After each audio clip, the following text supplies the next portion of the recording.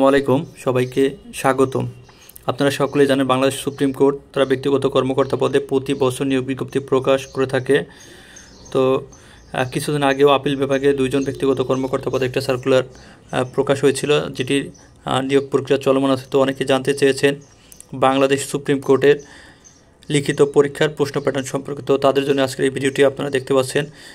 এখানে পূর্ণমান 100, সময় হচ্ছে 2 ঘন্টা বা 120 মিনিট। তো এখানে প্রথমে যে প্রশ্নটি এসেছিল ভাব সম্প্রসারণ যে কোনো একটি, এখানে দেওয়া আছে আত্মশক্তি অর্জনই শিক্ষার উদ্দেশ্য, জাতীয় অবিচার, জাতীয় পতনের নিশ্চিত কারণ। 2 নম্বরে আপনারা দেখতে পাচ্ছেন এখানে অনুবাদ আসছিল, বাংলায় অনুবাদ করতে হবে। এখানে ইংরেজিতে দেওয়া আছে, আপনারা দেখতে পাচ্ছেন, এটা বাংলায় আপনাদের অনুবাদ করতে হবে। দেন 3 নম্বর যে প্রশ্নটি আছে সেখানে আপনারা দেখতে পাচ্ছেন বাংলা রূপান্তর করুন যে কোনো 5। এখানে দেখতে পাচ্ছেন যে সকল পশু মাংস ভোজন করে তার অত্যন্ত বলবান, এখন থেকে তোমার পড়া উচিত, তবে পরীক্ষা উত্তীর্ণ হবে। এটা জটিল করা হয়েছে। তুমি মনে যা কামনা করেছো তা সফল হোক। তারপর ভূস্বামী স্বাধিকারে অধিষ্ঠিত হলে পূজার একদিনের নিমিত্তে নিশ্চিত থাকতে পারে না। আমারও ইহাদের উপর সহদর স্নেহ যে নেই তা নয়, আমরা বাধা দিতে অক্ষম ছিলাম। তারপর হচ্ছে এখানে 4 নম্বর প্রশ্নতে আপনারা দেখতে পাচ্ছেন বাক্য শুদ্ধ করে লিখুন যে কোনো 5টি। জ্ঞানী মানুষ অবশ্যই যশ লাভ, সহায়কার লয়কার ভ করে, এটা হচ্ছে শুদ্ধ বানান, শুদ্ধ বাক্য। তারপর হচ্ছে ইতোমধ্যে যা ঘটেছে তাতেই তার মনোধিকার দেখা দিয়েছে। এখানে ইতোমধ্যে বানানটা দেখবেন, রস্যই তয় ওকার ম ধৈর্য ফলা একার, ইতোমধ্যে। তারপর হচ্ছে শীত আছে এ নির্মম হত্যাকাণ্ডে গ্রামবাসী স্তব্ধ হয়ে গেল। এখানেও দেখেন পার্থক্যটা দেখেন, এ নির্মম হত্যাকাণ্ড বানামে পার্থক্য আছে, এখানে মধ্যন্বয় ডয় একার। তারপরে কাজের পুনর্মিলনী অনুষ্ঠানে বিশিষ্ট ব্যক্তিবর্গ যোগদান করেন, ঝর্ণা সুন্দরী ঝর্ণা। তারপর হচ্ছে করুণ হলো ক্রিয়া আর করুণ হলো বিশেষণ। করুণ বানানটা দেখেন, যদি দৈন্ত না থাকে তাহলে ক্রিয়া, আর যদি মধ্য না থাকে তাহলে হচ্ছে এটা বিশেষণ। সমোচ্চারিত শব্দের অর্থ লিখুন যে কোনো 5টি। এখানে দেখতে পাচ্ছেন আবরণ অর্থ আবৃত করা বা ঢাকা। আবরণ মধ্য না থাকলে, ভ যদি থাকে, ভ থাকলে হচ্ছে এটা হচ্ছে ভূষণ, অলঙ্কার, গহনা। তো এরপরটা দেখেন পর অর্থ পরন্ত, পতন আসন্ন এমন। আর পর যদি র থাকে, আপনার যদি রেফ র থাকে সেক্ষেত্রে উপর, এর সংক্ষিপ্ত রূপ হচ্ছে মাথার পরে দেয়নি তুলে বাস। তারপর সব, এটা হলো মৃত দেহ। আর সব থাকলে হচ্ছে সকল, সমস্ত, তামাম। বেশির যদি রসিকার বানাম হয় বেশিতে বয় একার তালিব বসয় রসিকার, তাহলে প্রাচুর্য বাধিক্য। আর যদি বেশি থাকে বয় একার তালিব বসয় দিগিকার, তা সেই ক্ষেত্রে আপনার ধরতে হবে এটা ছদ্মবেশী। সারা অর্থ ধ্বনি, সারা অর্থ উক্ত সকল অর্থে। তারপর হচ্ছে সকলটা হচ্ছে দৈত্য স ক ল, এটা হচ্ছে সমস্ত, সব, সমুদয়। আর যদি তালিব বস ক ল, এটা হচ্ছে খণ্ড বা অংশ। Amplify any of the following, এখানে 6 নম্বরে দেওয়া আছে for duty must be done, the rule applies to everyone. এটা হচ্ছে এই লাইনগুলোরে হচ্ছে অ্যাম্প্লিফাই, মানে আপনার বিস্তারিত করে এখানে লিখতে হবে। এরপর হচ্ছে coward die many times before their death. তো এই 2টা হচ্ছে প্রভাবস আছে, এই প্রভাবের হচ্ছে একটা যে আপনার বিস্তারিত অর্থ যে কী বুঝলেন এটা দিয়ে, তো সেটা আপনাদের হচ্ছে এখানে লিখতে হবে। এটাতে আপনারা দেখতে পাচ্ছেন এইখানে দেওয়া আছে যে coward die many times before the death, তারাও এটাও দেওয়া আছে অ্যাম্প্লিফাই করছে। 7 নম্বরে দেখতে পাচ্ছেন translate the following passage into English. এখানে বাংলা দেওয়া আছে, বাংলা থেকে আপনাদের ইংলিশ করতে হবে। একজন বিচারককে দেশের সর্বোচ্চ আইন এবং সংবিধানের প্রতি শ্রদ্ধাশীল হইতে হবে। এ জাজ must be reverent to the constitution, the supreme law of a country. তারপর এখানেই আইন, নজির এবং তথ্য ও ঘটনাবলীর আলোকে বিচার করিতে হইবে। তারপর হচ্ছে হি অথবা শি মাস্ট জাজ in the light of laws, instances, information and facts. তারপর হচ্ছে এইখানে ব্যক্তিগত অভিমত, পছন্দ বা অপছন্দের কোনো স্থান নেই।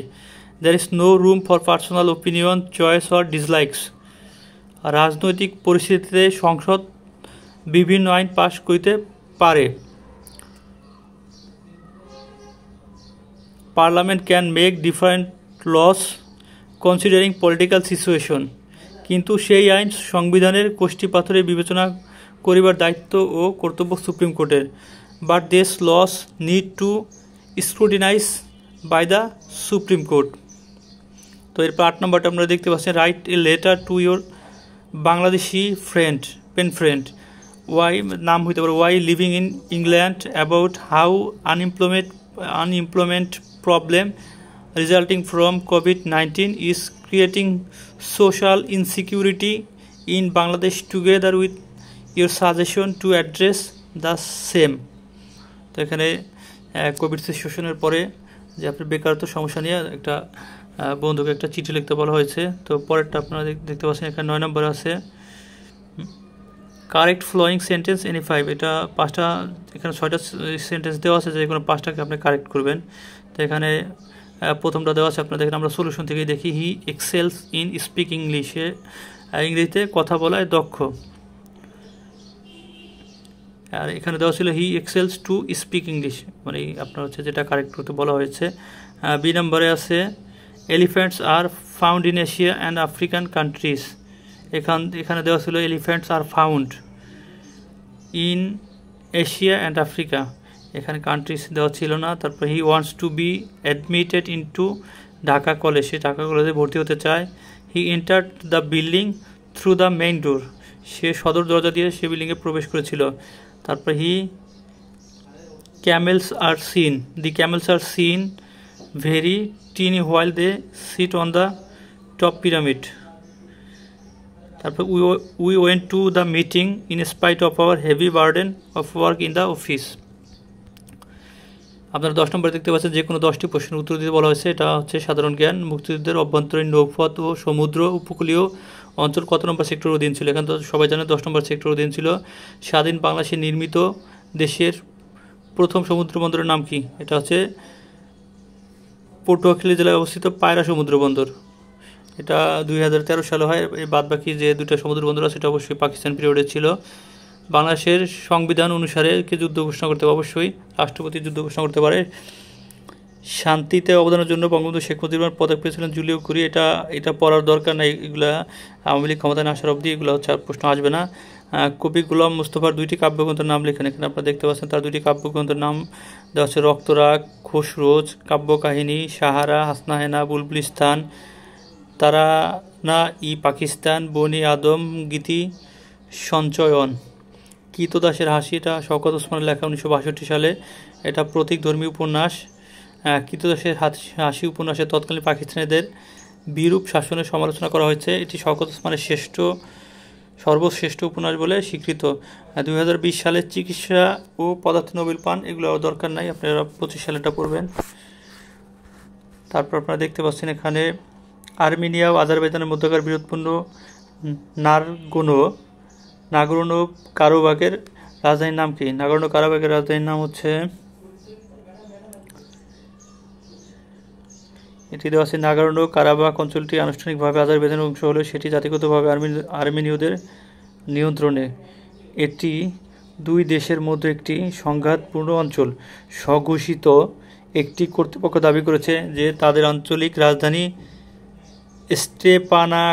স্টেপানাকার্ট, এটা আপনারা মুখস্থ রাখবেন। আল কুদুস কি?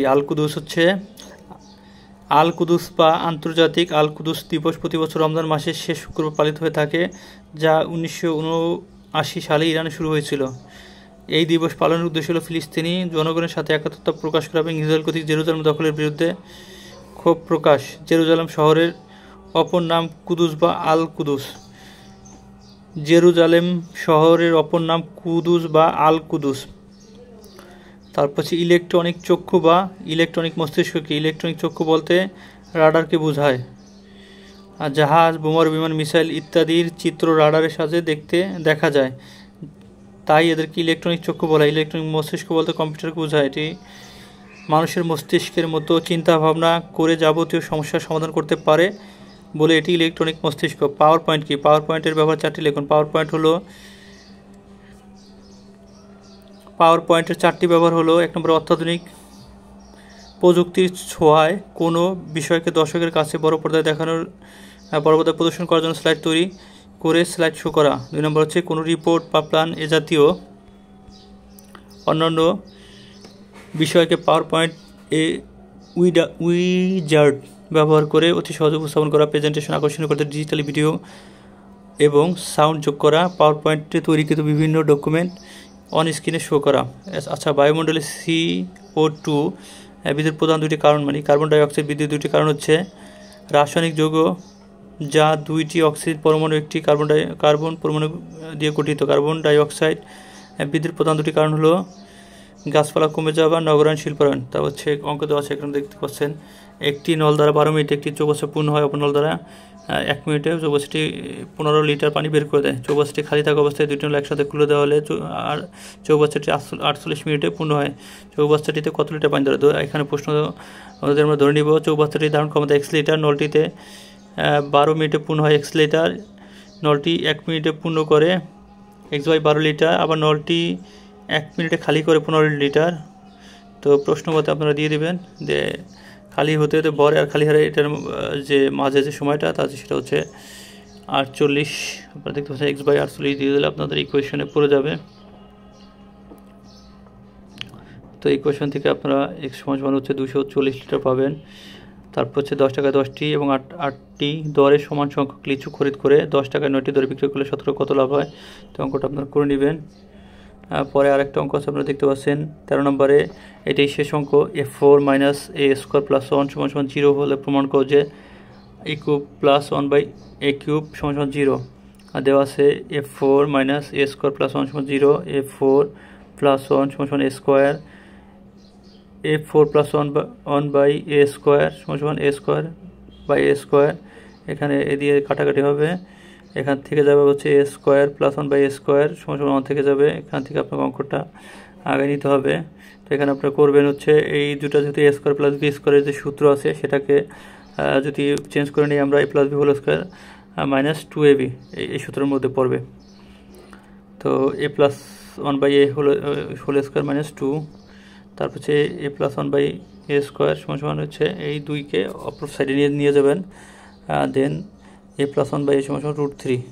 এখন বাম পক্ষ করবেন, a + 1/a এর মান বেরিয়েছে √3, এখন আপনি বাম পক্ষ দিয়ে করবেন a³ + 1/a³। এটার সূত্র হচ্ছে, যদি আমি এক ঘরে করে নেই, a + 1/a³ - 3ab।